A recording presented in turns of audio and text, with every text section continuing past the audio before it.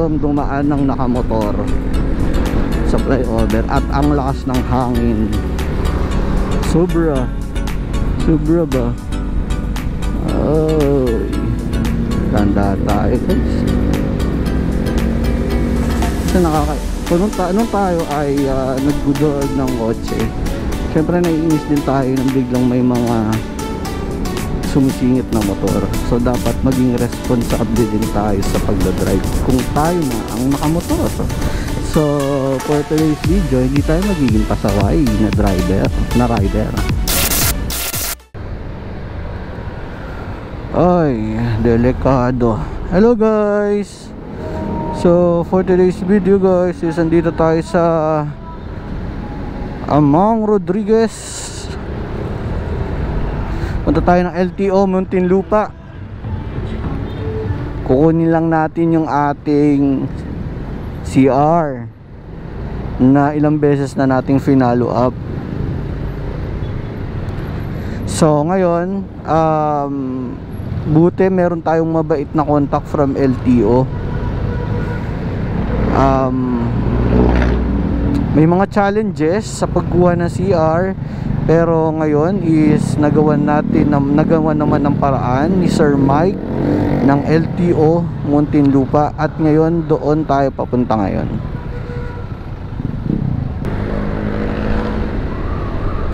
Buti naman it's Monday, saktuhan lang dito sa Amang.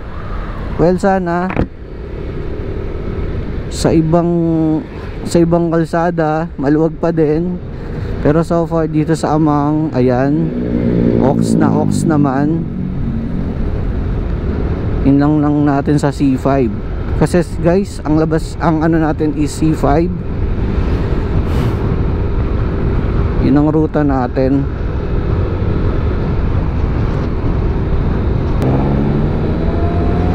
So nasa Ortigas Avenue na tayo guys.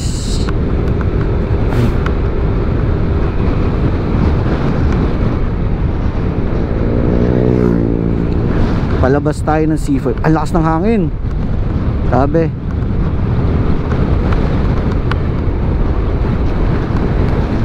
Ang lakas ng hangin.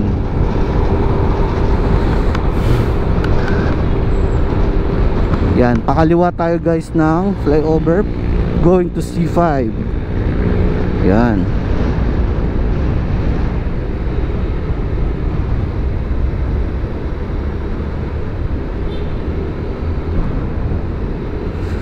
Ay, buti naman guys, maluwag ang C5. Thank you. Di tayo masyado mapapagod.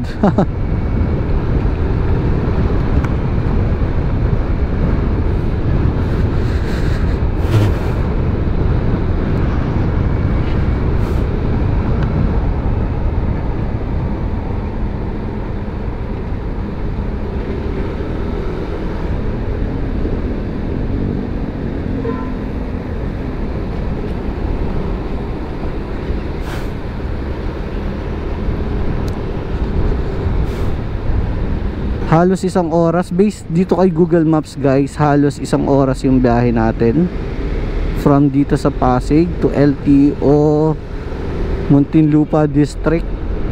Katapat, parang katapat yata siya ng ng SM Muntinlupa. So first time ko lang makakarating sa lugar na to. Kaya blinag ko na din kasi sayang, first time kong pumunta eh. Memories ba? Oy mga sirs,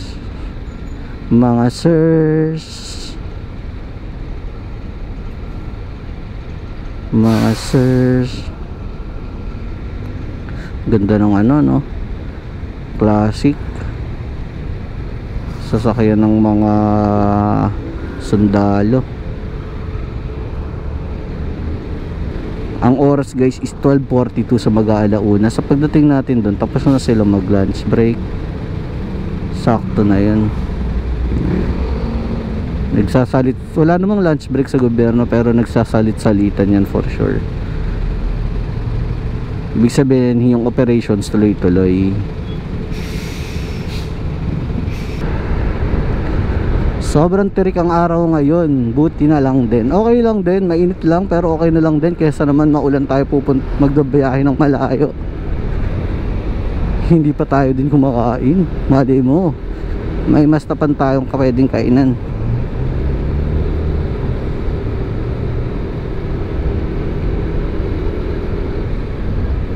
Sa baba na tayo baba o taas? Baba o taas? Parang gusto ko na lang sa baba. Napaka-traffic kasi. I think guys.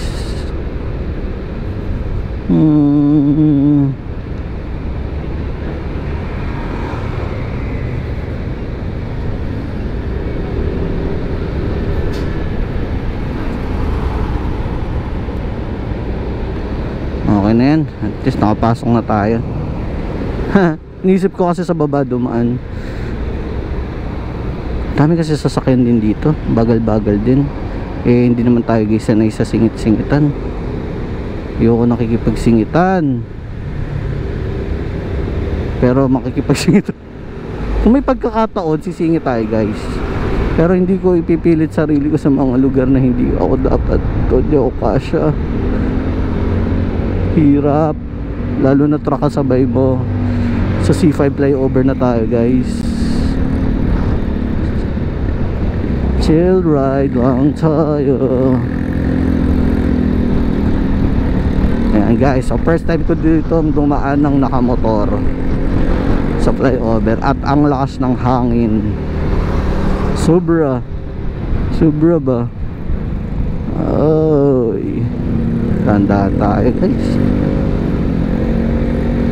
Kasi nung tayo ay nag-good ng kotse, syempre naiinis din tayo nang biglang may mga sumisingit na motor. So dapat maging responsable din tayo sa pagdadrive kung tayo na ang nakamotor. So for today's video, hindi tayo magiging pasaway na rider. Ano lang tayo, chill. Yan ang advantage ng nakamotor. Nakakasingit tayo. Kung tayo nakatsiko, andun pa tayo sa dulo. So tamang singit lang. Huwag po tayong masyadong mag tududut. Ay, grabe ang susungin natin. Grabe, kita nyo yan guys, traffic yung C5. Ganyan ka traffic. Paano pag nag-opisina na tayo pa BGC?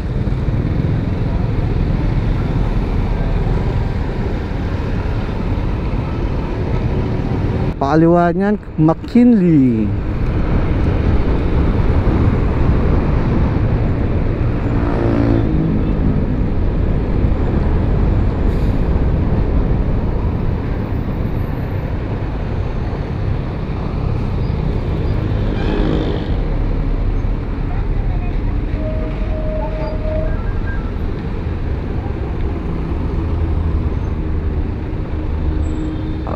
Ayan, tawang chill lang. Yan, buti green na agad. Brum brum, pabilis.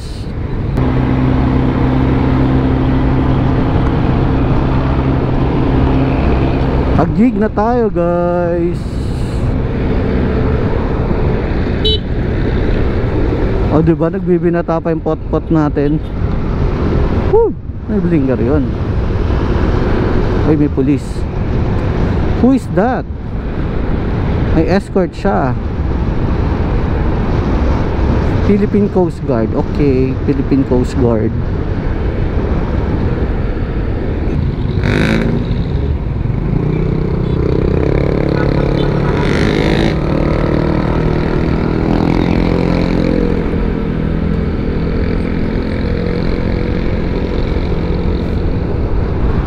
Mahaba-haba habang dire-diretso to eh.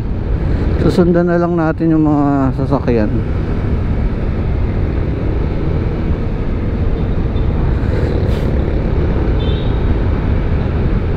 Tas kung ano, no, pwede na lang tayo mag C6, no.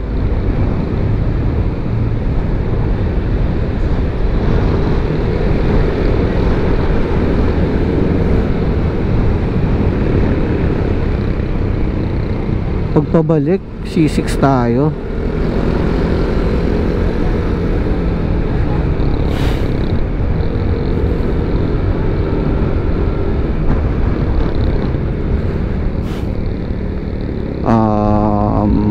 I think dire-diretso pa rin. Ano yun, may South Arga.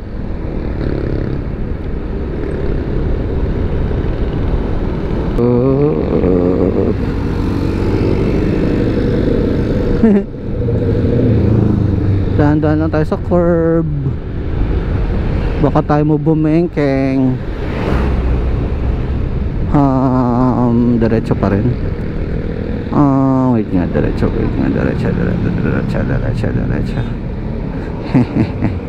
Hindi ko sigurado eh.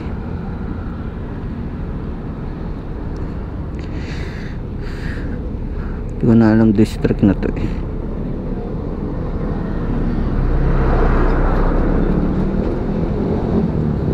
Okay, kaya ganun tayo.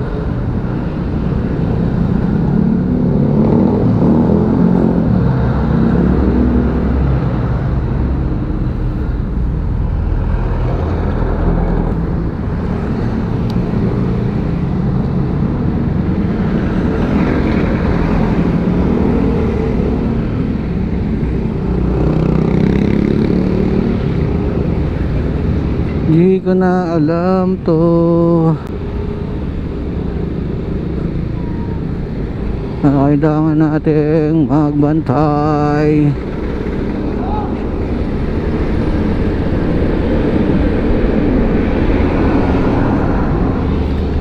Diretso lang. Oops, sorry. Nasisira ba ang aking pag ginawa ko yung ganun? Ang lumayo siya.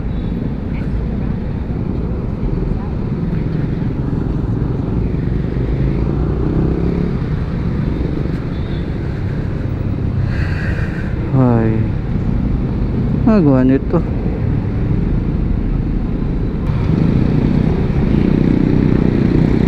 Yan, dito nga.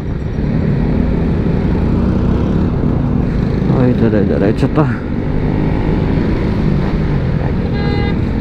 Yung mga pinagdadaanan natin.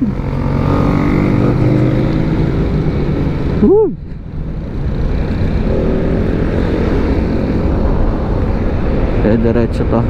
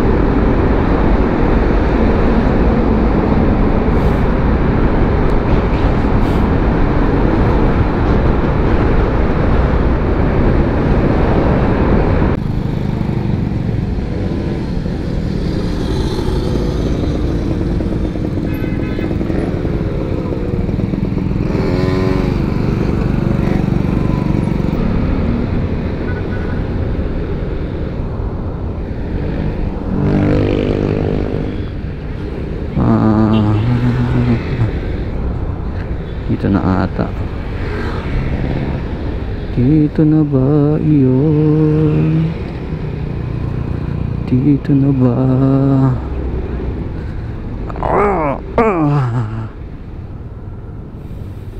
Saan ako magpa-parking? Saan parking, guys? Dito? Hindi, kukuha lang na CR. Ah, dito na? Kahit saan man dyan, pwede ka dyan magpark. Wala na sa loob? Oo. Wala dun? Wala dun sa loob? Parkingan? Hindi ka dun pwede sa loob. Di pwede. Sige. Thank you, guys.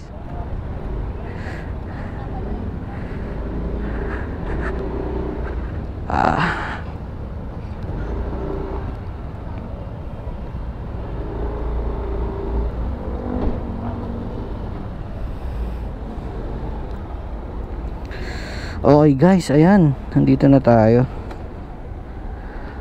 Pakainit.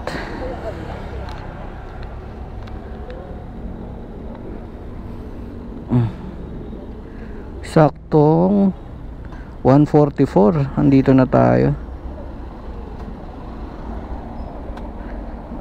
Lang.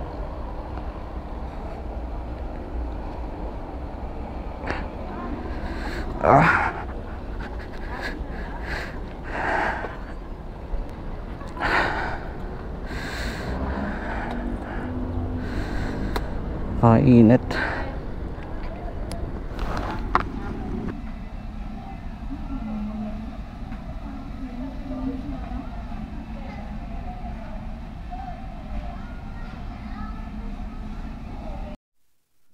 Okay guys, so yan, tapos na po tayo. Nakuha na natin yung CR natin dito sa LTO Muntinlupa.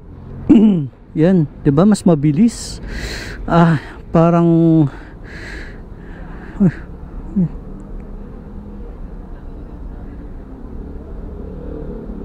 napindot ko ba yun? Anyways, so pauwi na tayo. Natapos din. So dito magwe-waste tayo kasi hindi ko kabisa dito sa lugar na to, kaya magwe-waste na lang tayo. Mukhang sa C5 pa rin tayo pinapadaan pero gusto ko sana dumaan ng C6, pero sundin na lang natin si Waze. Kwento ko na lang sa inyo guys, siguro sa isang ibang vlog, kung gaano ko katagal na iproseso itong pagkuha ng CR.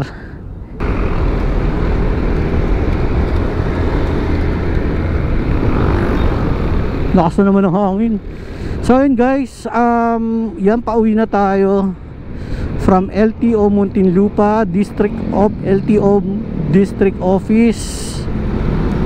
Maraming salamat guys sa pag-watch ng ating video, and yan, sa pag-subaybay.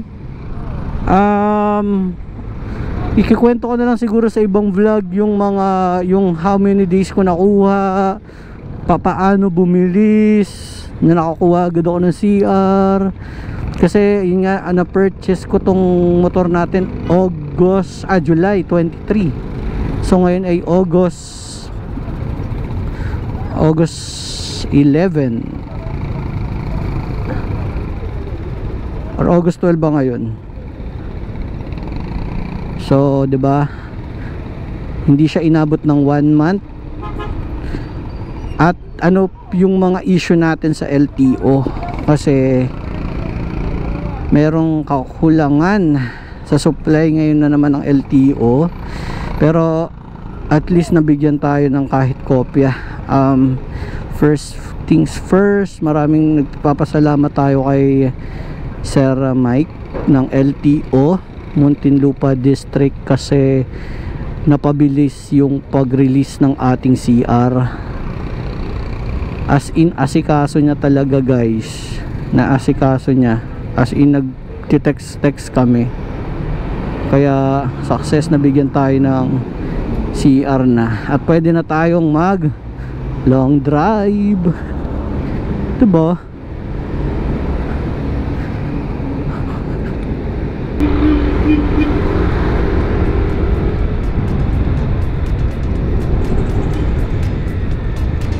Okay guys, so yun, maraming salamat sa pagsubaybay ng ating vlog. I hope nag-enjoy kayo at may natutunan kayo kung paano pumunta ng LTO Muntinlupa. So yun, abangan nyo na lang yung vlog ko. Siguro kwento ko dun yung susunod kong yung experience ko, kung gaano ko katagal nakuha tong CR na to. And yep, maraming salamat sa mga new sa mga new visitor ng aking channel. Guys, kung ngayon nyo lang to na visit, please subscribe na din and i-like yung video na to. Share nyo na din para mas lumaki yung community natin sa motovlogging. Again, this is King Paul Mikes. Follow my Instagram, nandyan din yung mga updates ko. And yep, see you on my next video guys. See you on our next adventure. Na-bless na si Axel. May CR na tayo. So, legal na tayo. Pwede na tayo gumala. Up. Uy. Uy, gilid-gilid.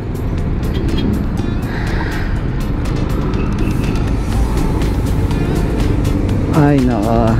Gilid, gilid, gilid.